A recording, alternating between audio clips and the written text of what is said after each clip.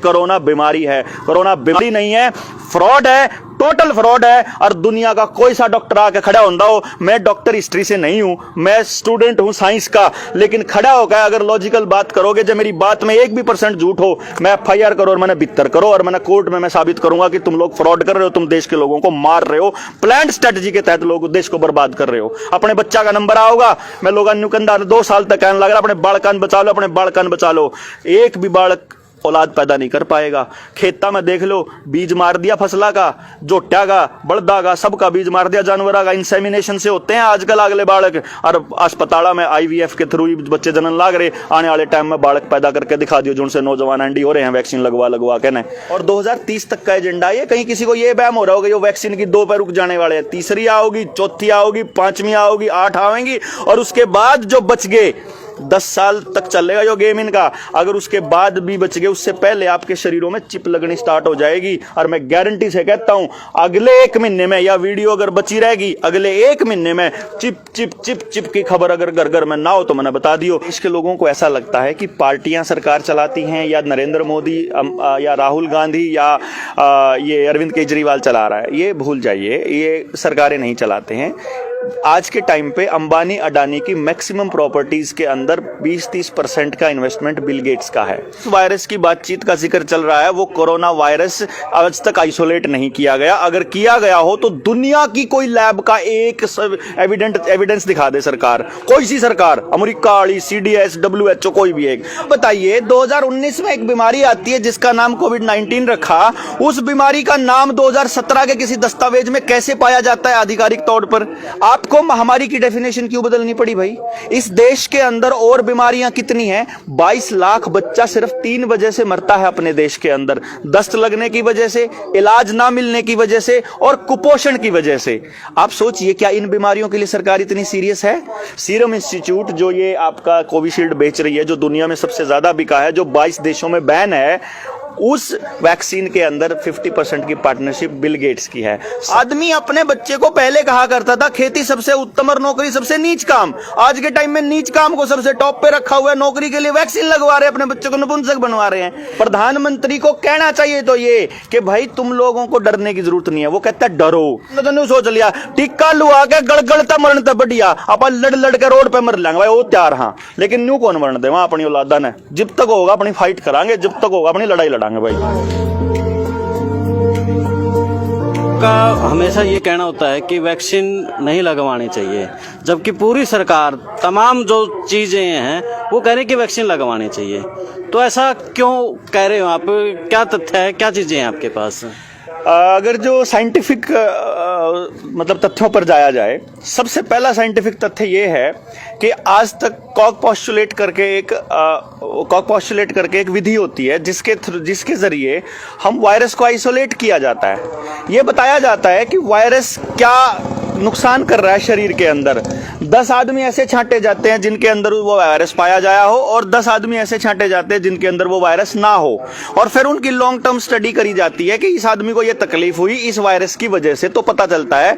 तो सबसे पहले मैं आपको बता दूं, जिस वायरस की बातचीत का जिक्र चल रहा है वो कोरोना वायरस आज तक आइसोलेट नहीं किया गया। अगर किया गया हो तो दुनिया की कोई लैब का एक एविडेंस दिखा दे सरकार, कोई सी सरकार, अमेरिका वाली, CDS, WHO, कोई भी एक। तो पहली बात, ये आइसोलेट नहीं किया गया।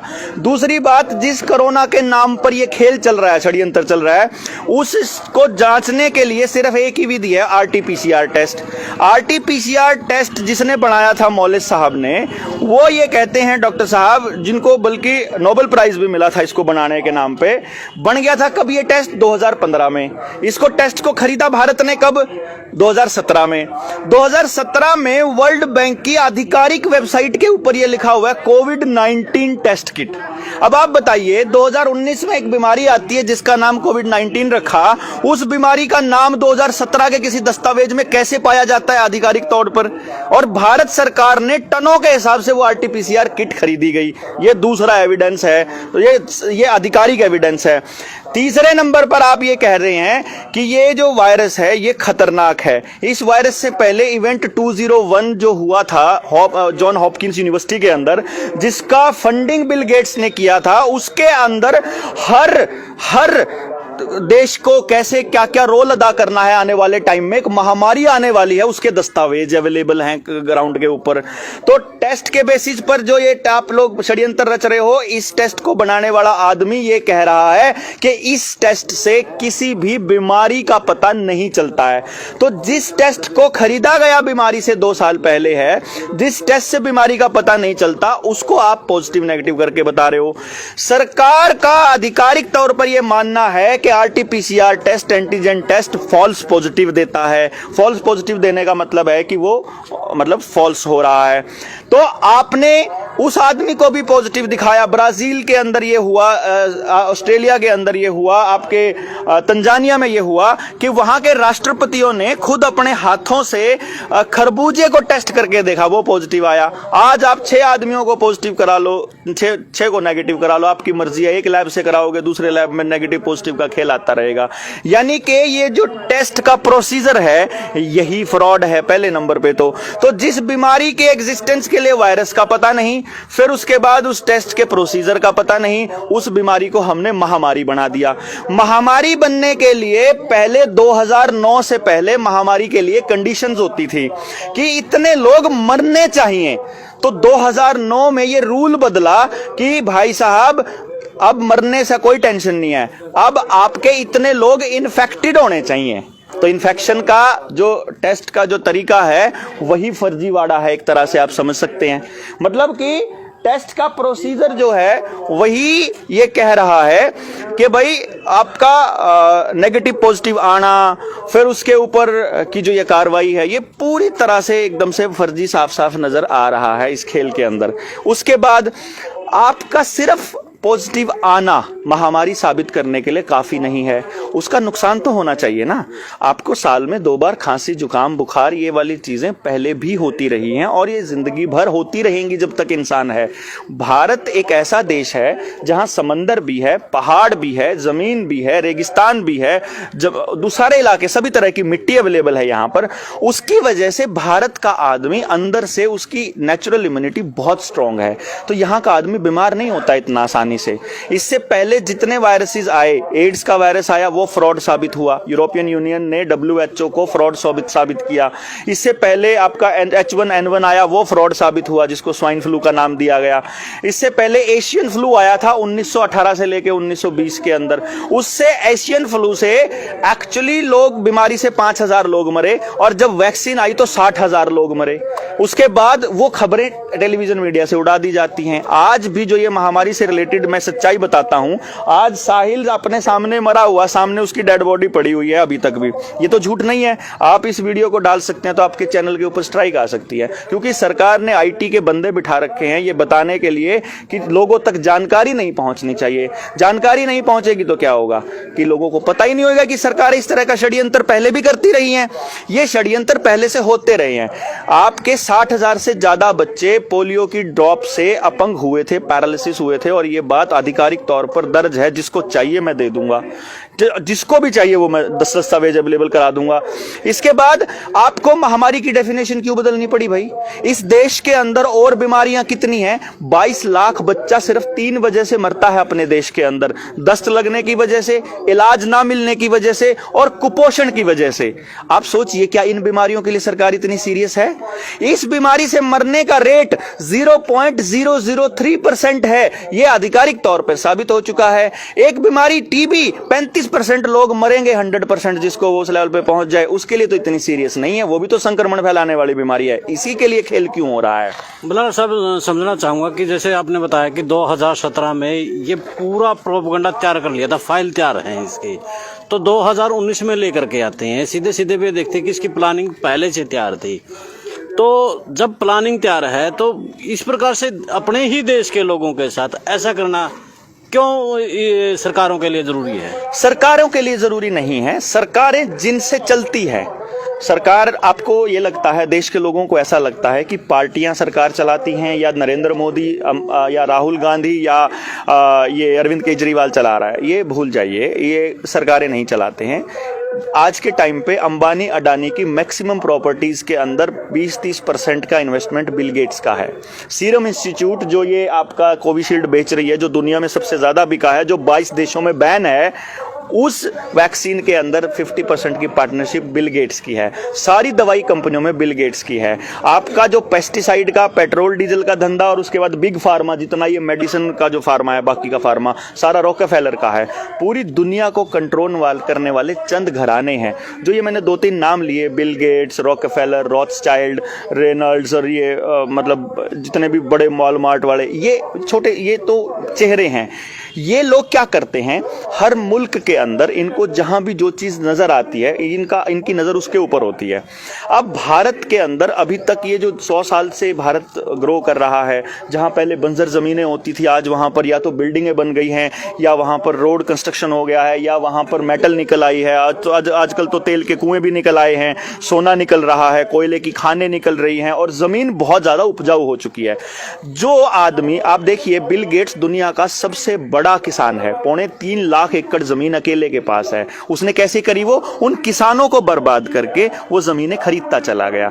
आपका डेटा आधार कार्ड के डेटा के साथ जोड़ रहे हैं, ये आपको मालूम भी नहीं है। आधार कार्ड के डेटा का जो मालिक है नंदन नीलकेणी, वो प्राइवेट कंपनी को हमारा सारा डेटा दे रखा है, और माइक्रोसॉफ्ट का मालिक जो है बिल गेट्स है। यानी आप कहां जाते हो, आपका गूगल पे जो लोकेशन है, आप किससे बात करते हो, कितनी बात करते हो, कितनी देर सोते हो, क्या करते हो, सब कुछ उनके पास आपका अवेलेबल है।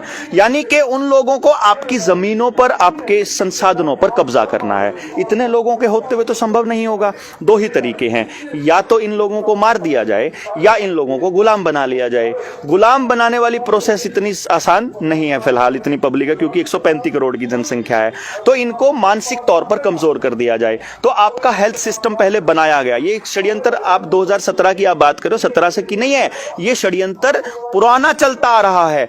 वो लोग कंट्रोल चाहते हैं कंप्लीट, और फिर वो उनकी औलादों को ये बता के जाते हैं कि बेटा तुम्हारा इतना तक तो हो गया, अब तुमने इतना और करना है, अब तुम्हारा इतना तक हो गया, अब तुम्हें इतना और करना है। जैसे हमारे यहाँ ये कल्ट बने हुए हैं, सारे के सारे धर्मगुरु बने हुए हैं, सारे के सारे नेता बने हुए हैं, इन्होंने अपनी प्रॉपर्टी मान बैठे हैं, राजनीति को और दूसरी चीजों को, इस तरह से। तो वो लोग भी इस चीज के ऊपर कंट्रोल करना चाहते हैं।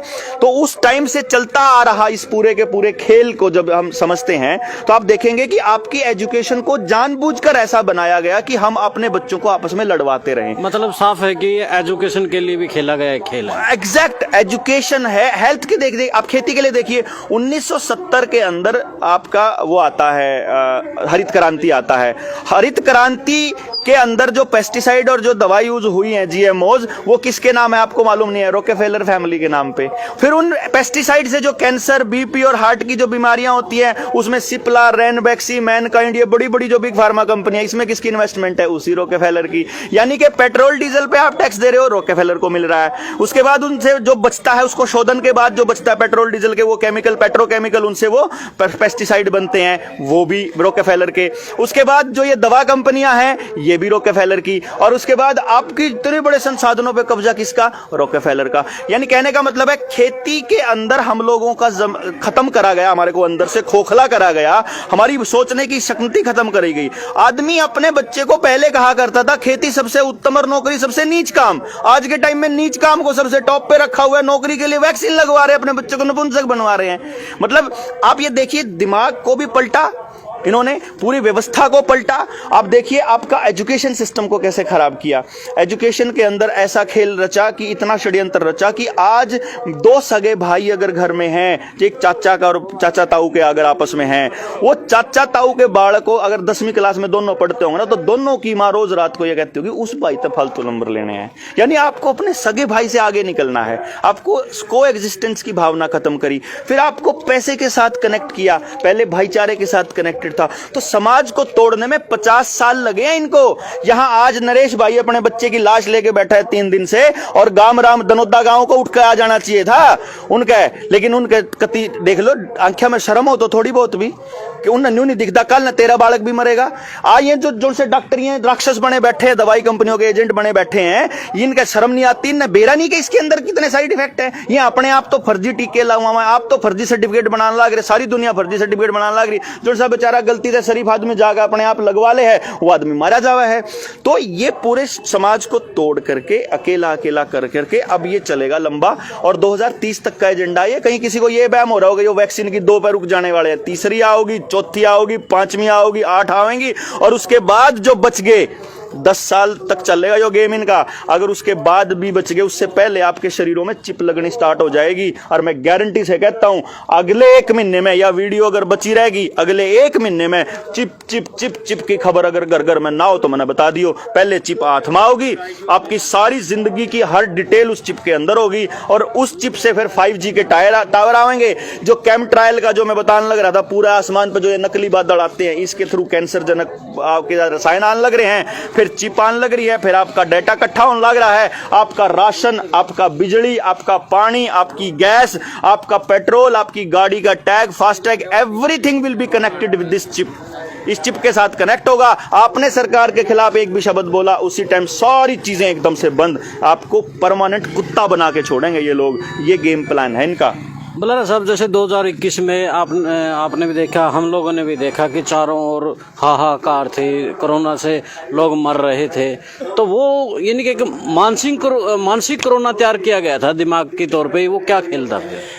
5G के ट्रायल करने थे इन लोगों ने। टिटोली गांव का दा प्रिंट ने, लल्लन टॉप ने और बड़े बड़े मीडिया हाउसेज, जो ईमानदार मीडिया हाउस है, उन्होंने टिटोली में जाके पूरी इंटरव्यू करके पूरा रिपोर्ट छापी थी कि वो बच्चे बताते थे कि हम लोगों, जब हम यहाँ खेलने के लिए आते हैं तो उस ग्राउंड के पास में टावर था 5G का, उन्होंने एक्सपेरिमेंट कर रखे थे।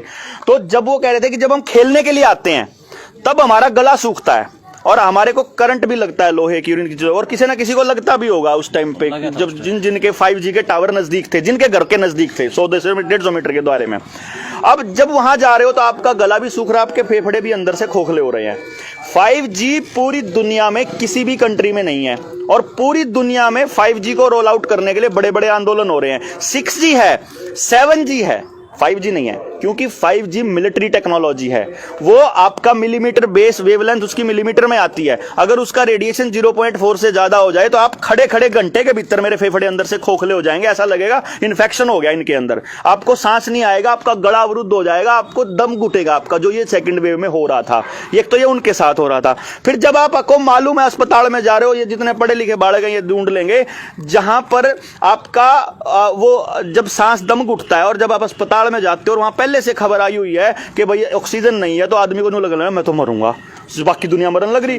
प्रधानमंत्री को कहना चाहिए तो ये कि भाई तुम लोगों को डरने की जरूरत नहीं है। वो कहता है डरो। प्रधानमंत्री को कहना चाहिए कोई बीमार आदमी होया अगर उसके घर जाकर बैठा अगर उसका दुख सुख में उसका साथ लिया अगर तो अगला आदमी थोड़ा बहुत चैन से शांत हो जाया अगर। या तो ना दूसरे आदमी तो नहीं मिलना, मतलब दूसरे आदमी तो मिलना नहीं, दूर रो उससे बात नहीं करनी। फिर आपके रेडिएशंस का देख लो आप, 2010 के अंदर आखिरी स्टडी है देश के अंदर रेडिएशंस की, आपको पता भी नहीं। और उस टाइम 2G होया करता, 3G के रेडिएशन का कितना इंपैक्ट हुआ, 4G का कितना हुआ, किसी को भी नहीं पता। जिन आदमियों ने ये वेवलेंथ बना रखी है ना, ये 5G 2G, उनके घर में खुद मोबाइल भी इस्तेमाल नहीं करते, इतना खतरनाक चीज है ये।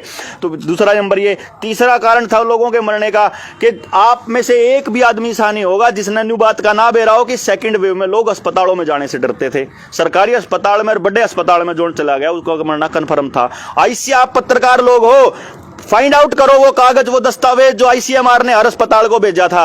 हर डॉक्टर को यह कहा था किसी का भी इलाज एलोपैथी के अलावा किसी और विद्या से नहीं करना है, होम्योपैथी में किसी का इलाज नहीं करना, आपको नेचुरोपैथी में किसी का इलाज नहीं करना। डॉक्टर बीआरसी के ऊपर मुकदमा किया था क्योंकि उसने नेचुरोपैथी से इलाज किया था लोगों का। 60,000 लोग उस दौरान उसके कैंप के अंदर आए ना, एक भी आदमी की मौत नहीं हुई, एक भी आदमी को दवाई नहीं दी, 0 मोर्टेलिटी रेट था वहां। अस्पतालों में ही कैसे मरे भाई एलोपैथी वाले, क्यों मरे, वहां क्यों नहीं मरा एक भी आदमी। और आज तो पूरी दुनिया के अंदर वो बीआरसी मतलब उसकी विद्या चली हुई है। उस टाइम पे बंगाल के चुनाव होते ही आईसीएमआर का प्रोटोकॉल आया था हर डॉक्टर के पास कि ये स्टीरॉयड, ये रेमडेसिविर और ये वाले जो एंटीबायोटिक देनी है आपको, जो भी आ जाए, चाहे कोई आ जाओ, किसी का दांत में दर्द तो भी ये दो, किसी का कलजा दुख है तो भी ये दो, किसी का हार्ट फेल हो रहा कुछ हो रहा उसका ये दो। और जिस समय दवाई दे 3 दवाई और साथ में 5D का रेडिएशन, वो आदमी ने तड़की तक नहीं पकड़ा, सांझ ने बिल्कुल ठीक ठाक था, तड़की तक मर गया। ये दहशत फैलाने का खेल खेला गया। पूरे एनिमेशन के थ्रू सारे मीडिया हाउसेस के अंदर ये दिखाया गया कि कोरोना बीमारी है। कोरोना बीमारी नहीं है, फ्रॉड है, टोटल फ्रॉड है और दुनिया का कोई सा डॉक्टर आके खड़ा होता हो, मैं डॉक्टर हिस्ट्री से नहीं हूं, मैं स्टूडेंट हूं साइंस का, लेकिन खड़ा होकर अगर लॉजिकल बात करोगे, जब मेरी बात में 1% भी झूठ हो, मैं FIR करो और मैंने भित्तर करो और मैंने कोर्ट में मैं साबित करूंगा कि तुम लोग फ्रॉड कर रहे हो, तुम देश के लोगों को मार रहे हो, प्लान स्ट्रेटजी के तहत लोग देश को बर्बाद कर रहे हो। अपने बच्चा का नंबर आओगा, मैं लोग न्यूकंदा 2 साल तक कहने लग रहा अपने बालकान बचा लो, अपने बालकान बचा लो। एक भी बालक औलाद पैदा नहीं कर पाएगा। खेता में देख लो, बीज मार दिया फसला का, जोट्या का, बड़दा का, सबका बीज मार दिया, जानवरा का। इंसेमिनेशन से होते हैं आजकल अगले बालक, और अस्पताल में IVF के थ्रू बच्चे जनन लाग रहे। आने वाले टाइम में बालक पैदा करके दिखा दियो जिनसे नौजवान एंडी हो रहे हैं वैक्सीन लगवा के। तो बलारा साहब, नरवाना में आपका स्वागत। आपकी गाड़ी का इनके सुए मार के किया गया, तो लाश पड़ी मोहित की, उसका बाबू धरने पर पड़ा। हम लोग बताने लाग रहे करे, मैं यह बात बताऊं था कि तुम अपनी औलादा नहीं भी 15 से 18 आड़ा आया, मैं आपको दिखाऊंगा यहाँ जितने लोग खड़े हैं अपनी औलादा ने न्यू गोदी में ठाया लोग आड़े पड़े होंगे आड़े, और सड़क कोई सुनवाई करने वाला नहीं पाता है। और हम बोला थे, और पुलिस वाला मेरे तनु को था कल SDM के थूक ना बोलो है, मैं थूक बोला हूँ, अड़ा आदमी जा रहा है, हम थूक बोला रहा है, ये थूक बोला कर रहा हूँ मैं, यो काम थूक बोलोन का है मैं। और उन बेरा नहीं कौन बेच कर एक टायर पे तो यो मारा, यो एक सुए मार रखे, यो पंचर लुआ रखा है, एक तो एक और लुआ रखा है, दो लुआ रखे हैं, दो यहाँ पंचर लुआ रखे, एक यो लाग रहा और एक और लाग रहा। साइडा में मतलब ठकवा दे, मैं देखूंगा आगे मेरी गाड़ी मारेगी, इसका मतलब तो यहाँ आदमी के भी ठोक देंगे। जुगर जज लोया मार दिया, जुगर गौरी लंकेश मार दी, जुगर रोहित वेमुला मार दिया, जुगर नजीब मार दिया, जुगर कन्हैया को देशद्रोही साबित कर दिया। कल मने भी चोर साबित कर दोगे तुम तो बोलोगे तो भाई हमने तो नहीं सोच लिया, टिक्का लुआ के गड़गड़ता मरण तक बढ़िया, अपन लड़ के रोड पे मर लेंगे भाई, वो तैयार। हाँ, लेकिन न्यू कौन मरण दे वहां अपनी औलादा ने। जब तक होगा अपनी फाइट करांगे, जब तक होगा अपनी लड़ाई लड़ांगे भाई।